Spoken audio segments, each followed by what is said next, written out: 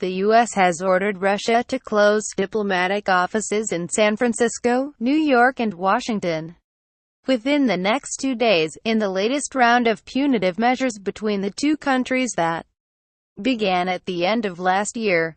Trump-Russia inquiry: what you missed in a week dominated by Harvey Read more. The Secretary of State Rex Tillerson spoke to his Russian counterpart, Sergei Lavrov, in a phone call on Thursday. Lavrov said Moscow regrets an escalation of tension not initiated by Russia, according to the state-run RT news channel. A senior U.S. administration official said the call was professional, and that Lavrov agreed to the sentiment that it was important to find a way to improve our relations. No Russians will be expelled in this latest move, and U.S. officials said staff at the offices affected could be reassigned to other Russian diplomatic missions around the country, but they made it clear that the buildings had to be vacated and would have to be sold or have their leases ended. In this latest retaliatory move, the State Department appeared to call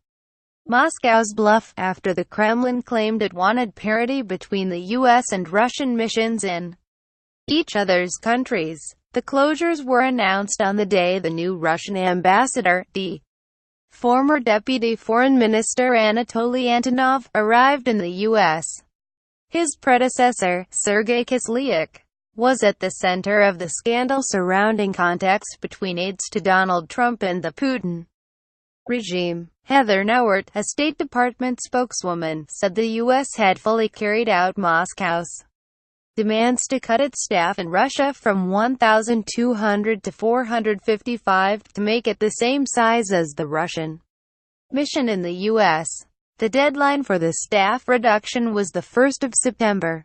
But Nauert also announced that the U.S. was striking back for what she said was an unwarranted and detrimental move by the Kremlin. In the spirit of parity invoked by the Russians, Nauert said in a statement, "We are requiring the Russian government to close its consulate general in San Francisco, a chancery annex in Washington, D.C., and a consular annex in New York City.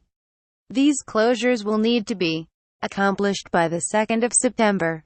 With this action, both countries will remain with 3 consulates each."